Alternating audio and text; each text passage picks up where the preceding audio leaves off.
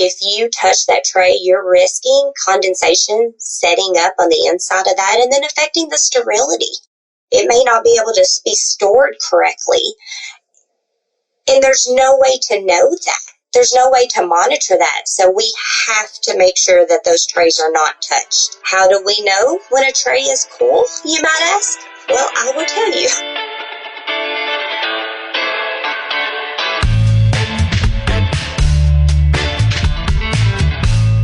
Clock in, scrub up, and join us behind the red line. You're listening to First Case, a perioperative podcast bringing you exciting interviews, engaging discussions, and innovative solutions that are changing the way patients receive surgical care.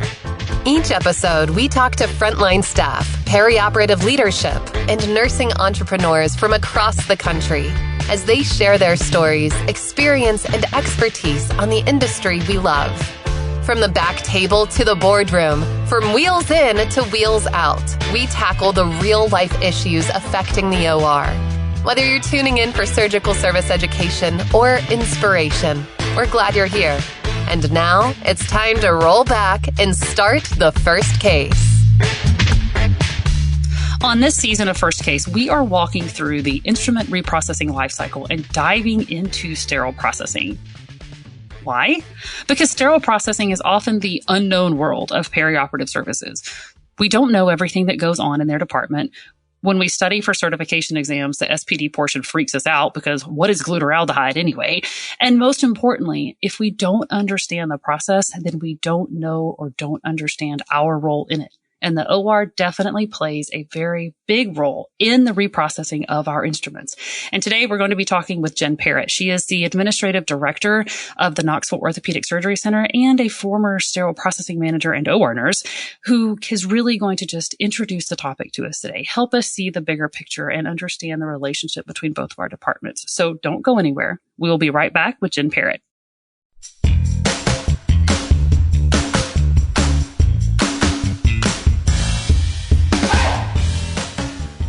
From the studios of Healthcare HQ, you're listening to First Case.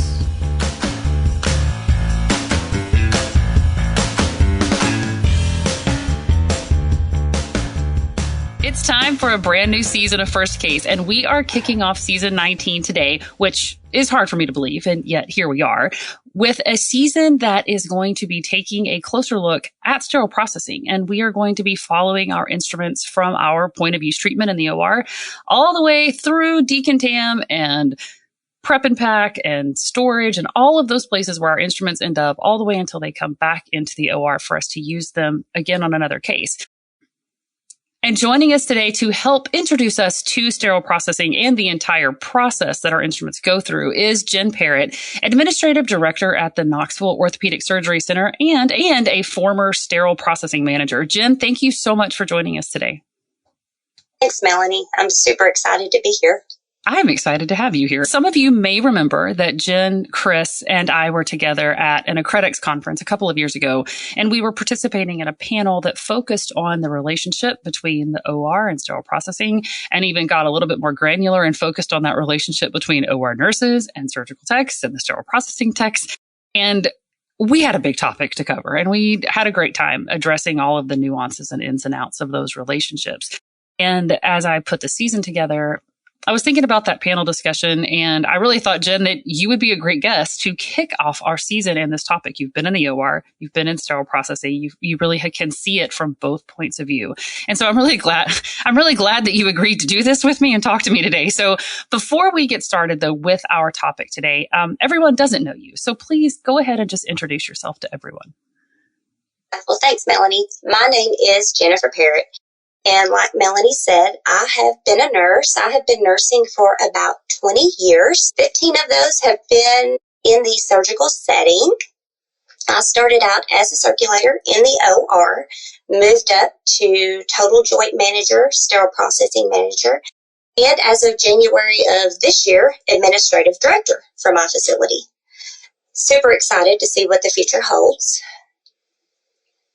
Yeah, that's a big jump and that's a big promotion. So congratulations to you on moving up into that role. So you came to sterile processing. You worked there for about 5 or 6 years, but prior to that, you had been in the OR. So coming into sterile processing to be a leader in sterile processing after having been in the OR for several years, what was your biggest hurdle when you came into sterile processing as someone from the operating room?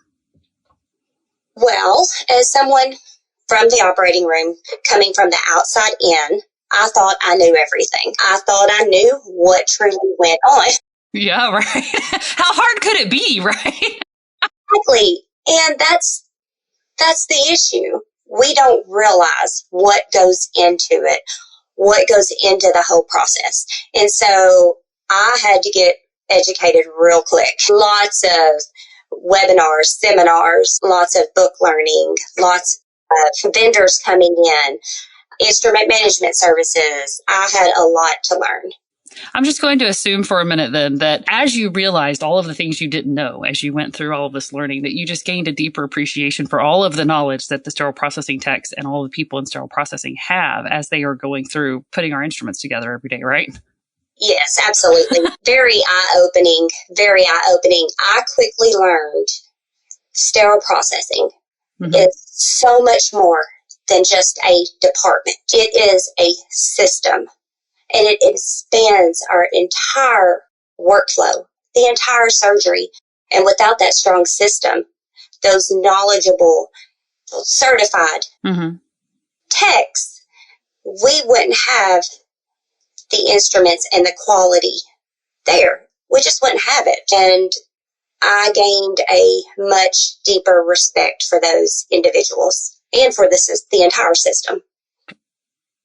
We always hear people say in the OR, well, you know, the doctor couldn't do surgery without the surgical techs, or that they couldn't do surgery without anesthesia, or the nurse, or we couldn't do surgery without the surgeon. But honestly, take any of those people, none of us could do anything if we didn't have sterile instruments. So at the end of the day, we cannot do what we need to do if the folks in sterile processing aren't doing what they do, because what they do is make it possible for us to do surgeries in a safe manner for our patients. And so I think that is probably one of the biggest reasons I think it's so important that we really understand sterile processing. And this season, it's Sterile Processing 101. It's really just breaking it down to the basics of following those instruments, what's happening to them at each step in the cycle. But then also, as OR staff, when we take certification exams, you know, you take your CNOR, you take your certification as a surgical tech, you get asked these questions about sterile processing. And that's probably the biggest section on the exam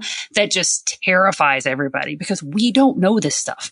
And at those moments when we're being tested on this stuff in sterile processing, suddenly that's when we are very acutely aware of all of the things we don't know, because ethylene oxide and hydrogen peroxide or glutaraldehyde or all these other chemicals and things that get thrown at us when we're being tested that we just don't know. And yet it's part of everyday life in the sterile processing department. And so there's a lot that we can learn and a lot we can gain from having these conversations and really understanding who those people are, either down in the basement or at the end of the hallway or wherever they might be in our department. So I'm curious, we've really already hit on it, but really just to drive the point home even more, is there anything else that we could say about why understanding sterile processing is so important?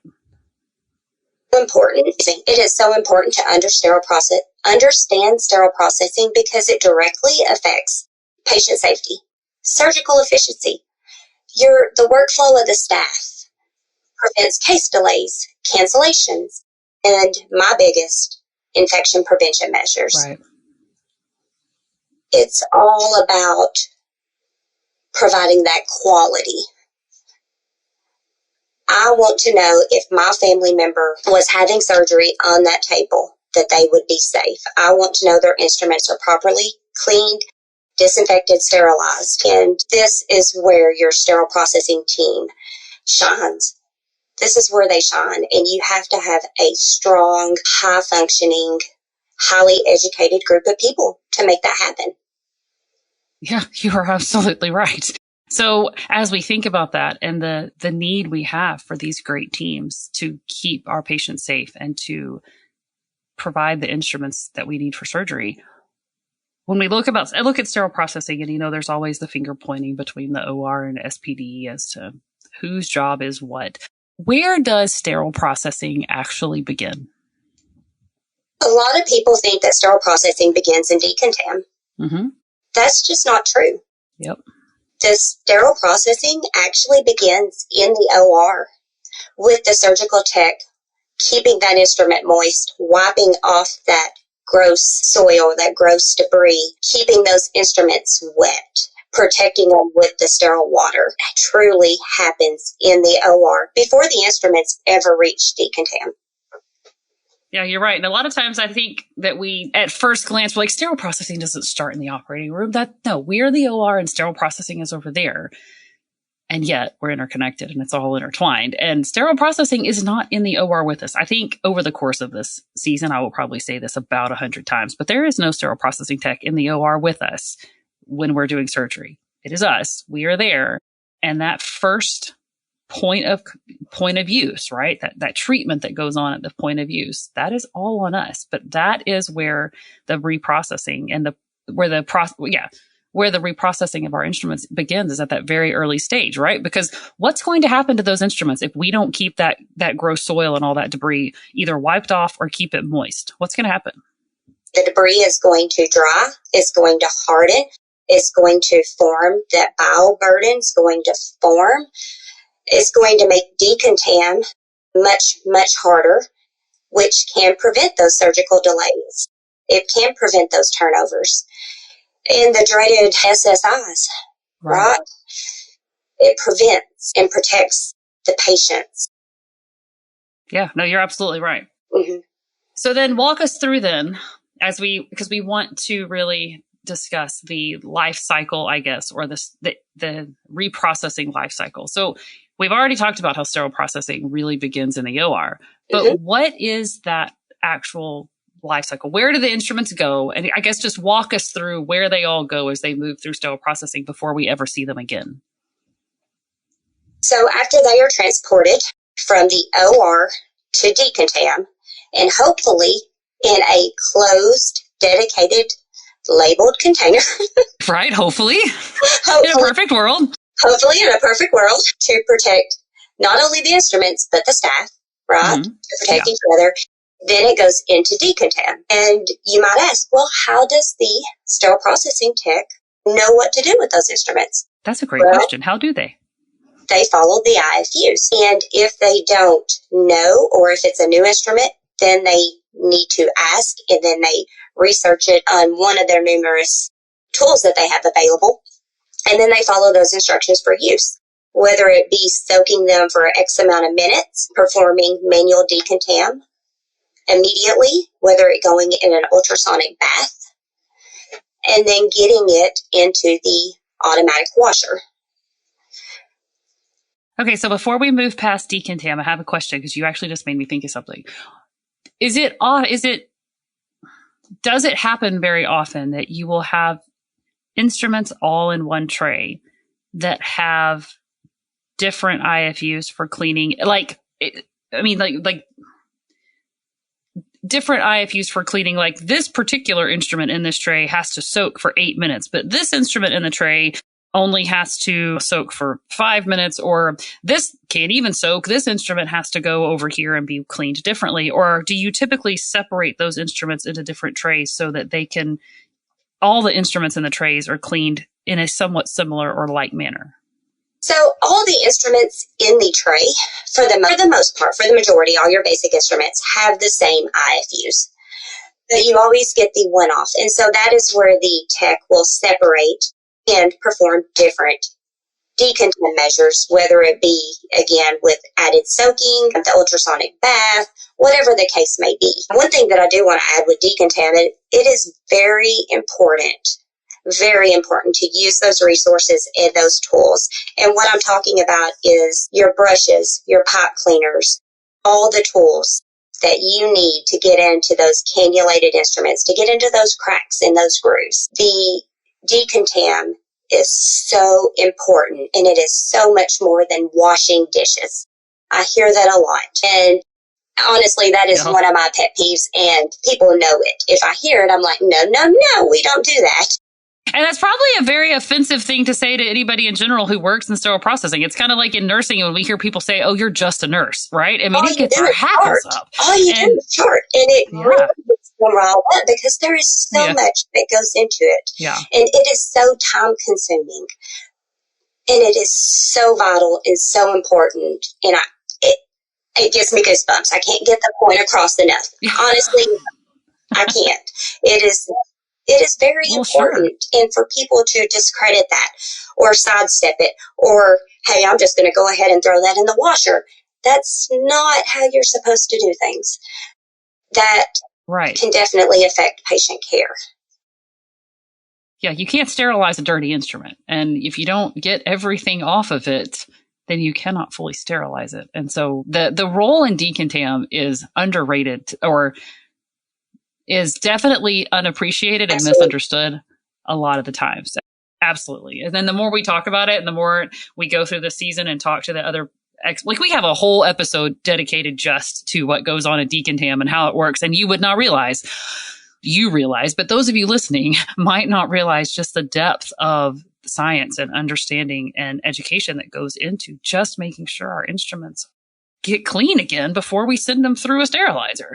So much going on in decontam. And it's such a vital part of the process. So we clean our instruments correctly. We follow the IFU. We get them soaked. We get them scrubbed. We get their lumens cleaned. They go through the washers. And then what happens? Well, once it goes through the washer, then it's clean. Is it ready to go back for a case yet? No. No, not yet. You have your dedicated sterile processing staff that pulls that tray. They inspect everything. They inspect the grooves, the teeth, the springs. They ensure that the scissors cut appropriately. They go through and inspect everything. Everything. And that takes time. It takes time. Yeah, it does. And one thing that is very important is the inspection. You don't want a tray going through the entire process, getting to your OR, and the scissors won't cut. Yes, absolutely. Yeah. Or the kerosins don't actually bone and rondure. We had that yesterday. Bone and rondure, which we know things happen, right? We're all human. We all make mistakes. Yeah. But good team will always, and I always tell my team, quality over quantity. I would rather you take those few extra minutes, go through that tray, so that we can all sleep better at night, knowing that we are protecting our patients. 100%. After they inspect the instruments, go through everything, then they package it. Whether the package is wrapping with a sterilization wrap or in a Genesis container or some type of sterilization container, they must follow the weight limits again, because we know there's that 25-pound weight limit. It's ingrained. I wish everybody would follow the weight limits. Yeah. I know they're supposed to. Yeah, but we still run into those trays periodically that it's like, guys, this isn't. Well, actually, let's clarify. What is that weight limit supposed pounds. To be? It is definitely ingrained in us. And like you said, we come across it too. Vendors will bring in trays. And these trays are massive and they're heavy. And I'm like, let's go weigh that tray. Yeah.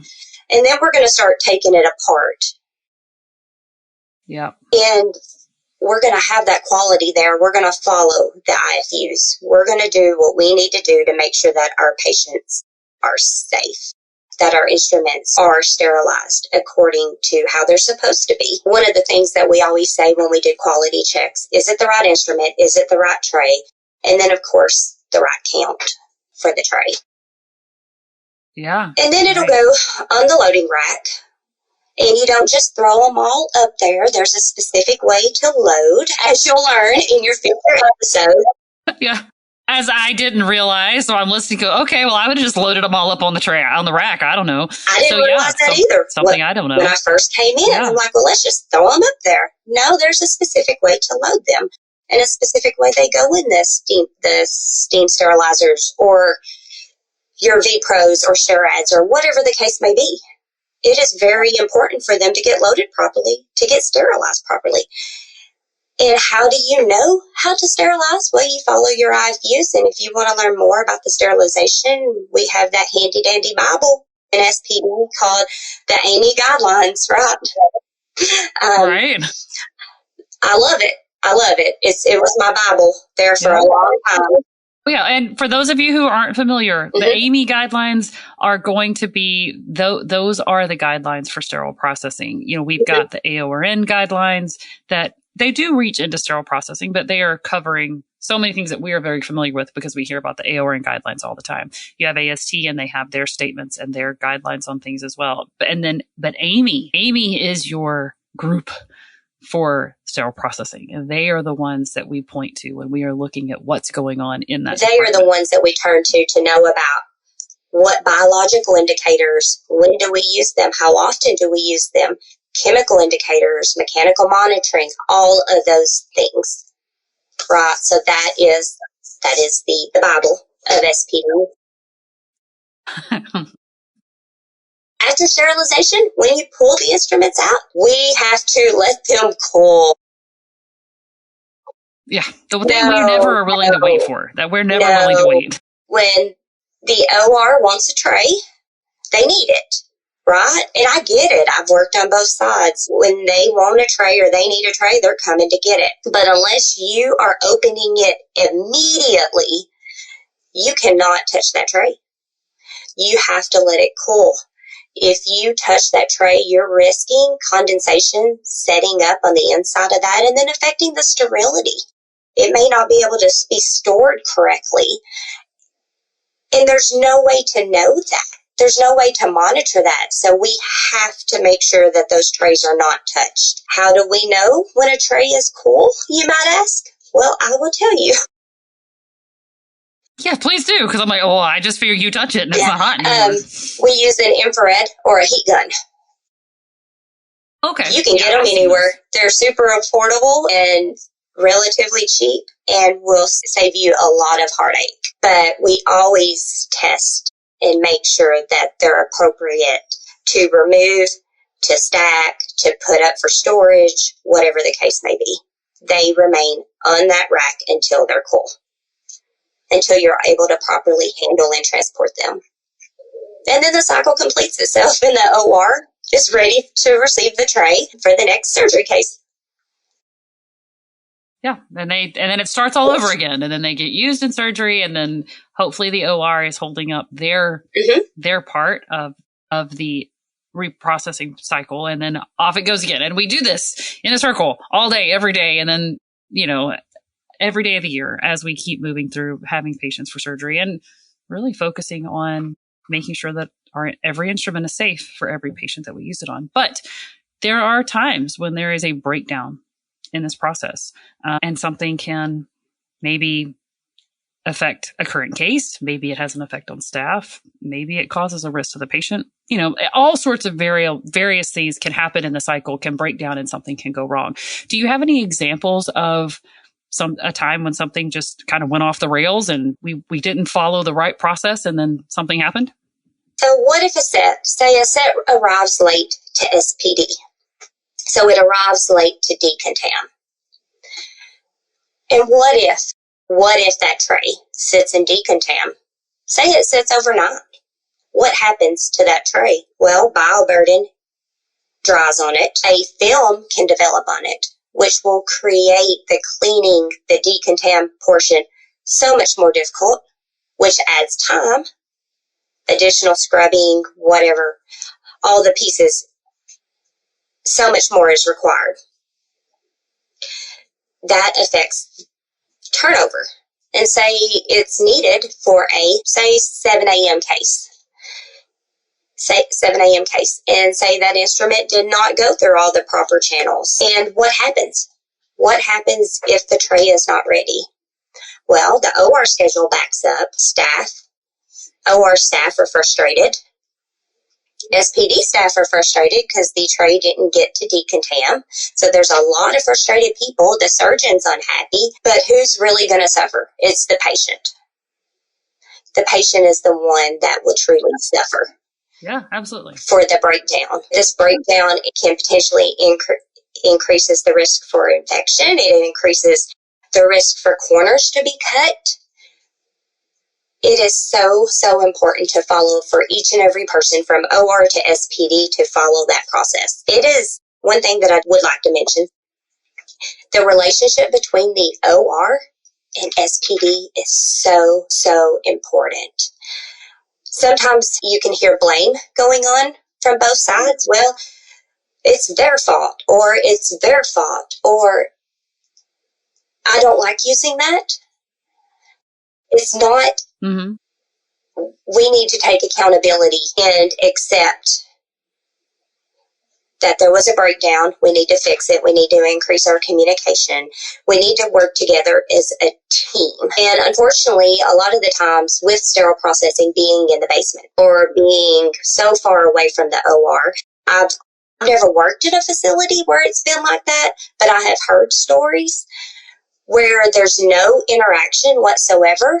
So you never truly get to meet the people that are either in the OR or the people that are processing the instruments. So one thing that I think is so vital to helping this relationship is for each person to take a turn.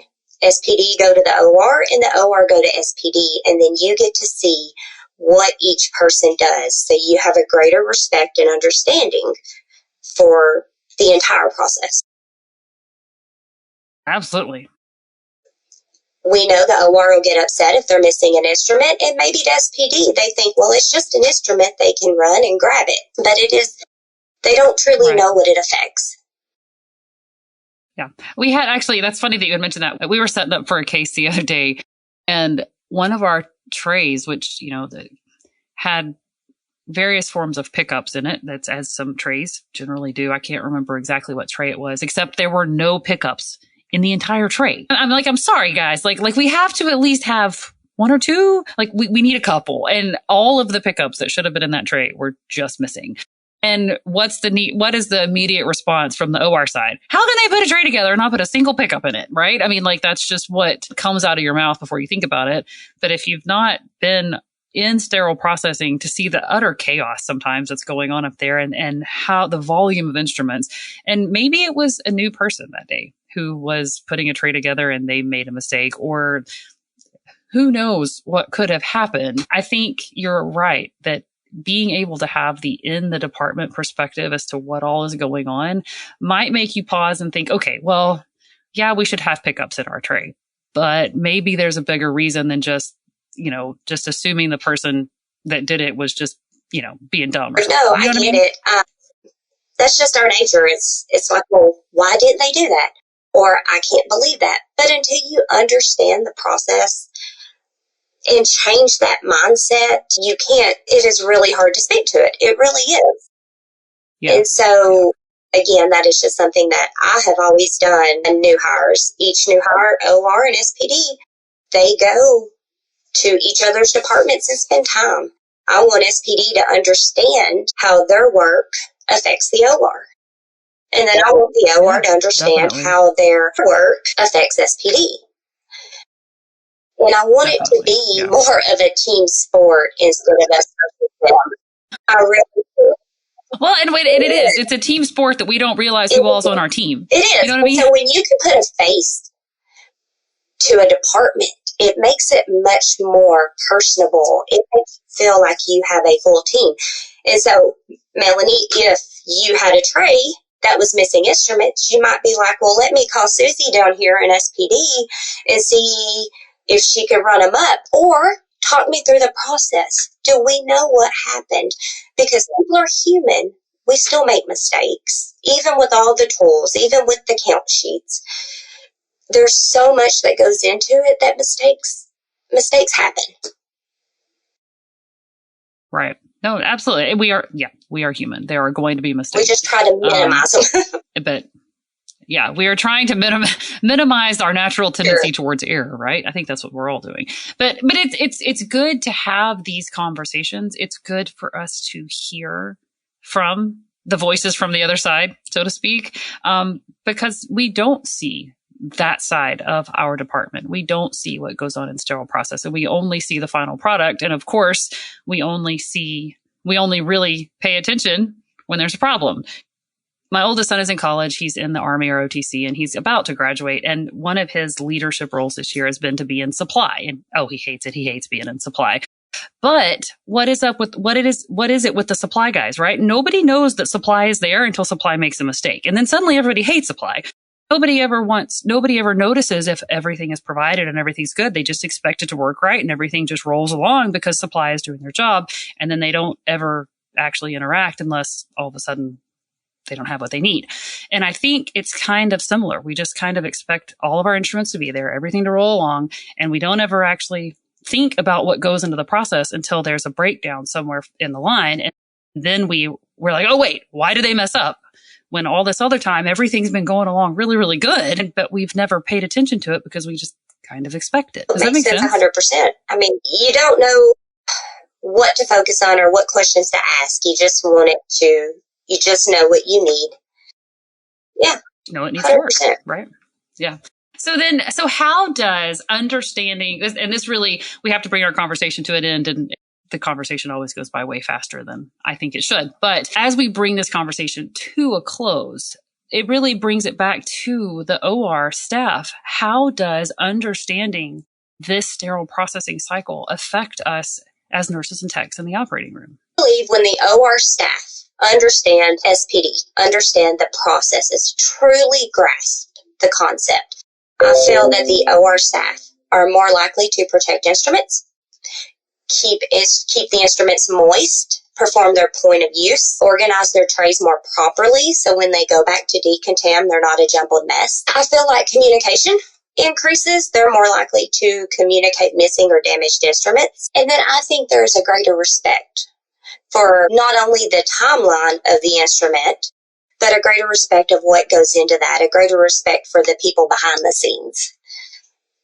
Because we're all there. We are all there for our patient safety, to prevent infection, to increase efficiency, operational efficiency, and teamwork. When each department understands what the other does, your culture of safety increases. It turns into a very positive work environment. People feel safe speaking up when they know the processes. Does that make sense? You're preaching to the choir. It makes perfect sense. And I think that more of us need to realize that relationship and just understand the role that we play in it. And then also realize how it benefits us as employees. And like you said, benefits that culture of safety and that, the safety for our patients. All of the benefits, but it comes down to understanding, right? To learning what goes on in another department. And that's part of the goal of this season, is to really help us see into the department and to understand what's going on. And I think that's where the value is in having a season like this. I mean, we've already said it a couple of times, but figuring out what goes on in that department, we don't know. We think we do, but we don't. And opening our eyes to all of the work that is done and all of the knowledge that is required to do the job that sterile processing does. It's going to benefit all of us, and it's going to make it better in the relationship between our two departments because, once again, like you've said already and that we've already mentioned, we are all at work for the same goal, and that is to provide safe surgical care for our patients. And neither of our departments could do it without the other one. So it's always good that we keep that in mind. But as we bring this episode to a close, if you have any other final thoughts or anything else you want to say on this topic, I would love to give you the opportunity to say it before we wrap up today.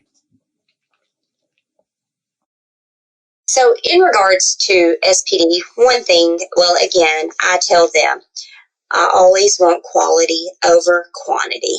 Quality over quantity. If it takes you longer to do something, that's okay. That's okay. We need to make sure that the instruments that are coming out to the OR, the instruments that are coming to the patients, are sterilized, are a high quality. I routinely remind them that one instrument failure can impact an entire surgery. But one strong sterile processing team protects every patient that comes through that door. Yeah. It gives me goosebumps every time. It gives me goosebumps because I tell the teams this and they hear me say it, but they have to see it firsthand. So it is so important to get them out, get them in the OR. let them see what their work affects. Oh, absolutely. You are definitely not just washing dishes in in the sterile processing department. You are making sure that our patients have safe surgeries. And that is a very important role, and one that it would help us to understand better. So Jen, thank you so much for joining us today. This was an excellent conversation to kick off our season. Thank you.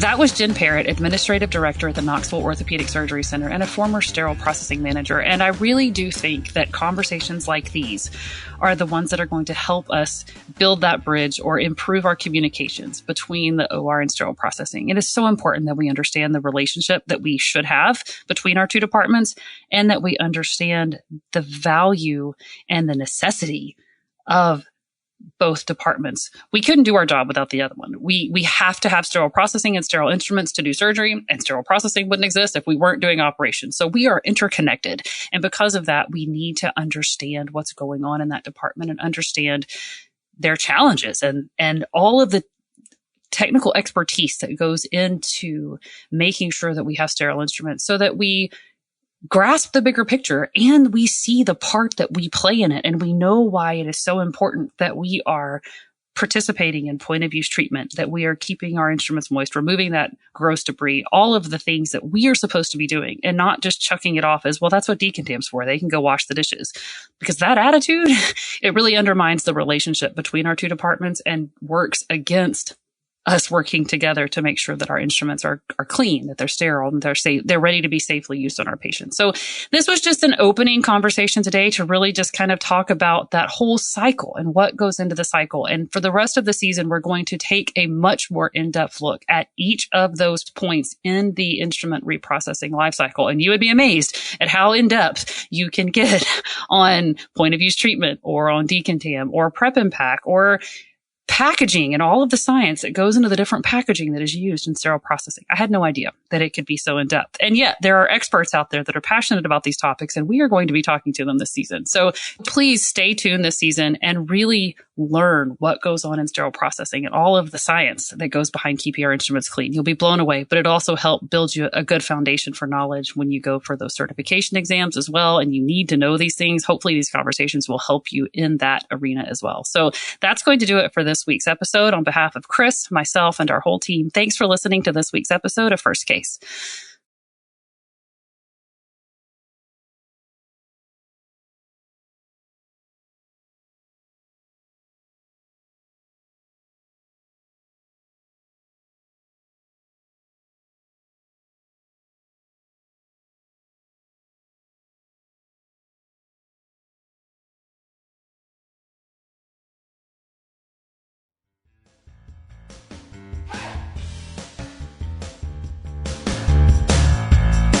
Thank you for listening to this week's episode of First Case.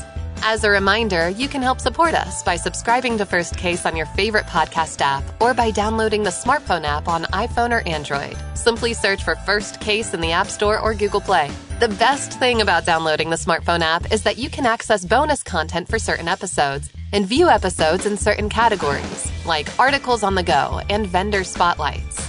Are you following us on LinkedIn or Facebook yet?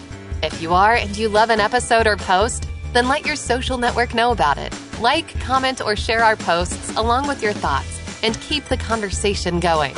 If you have any topics or guests that you would like to recommend for a future episode, just send us an email to info@firstcasemedia.com. We look forward to hearing from you.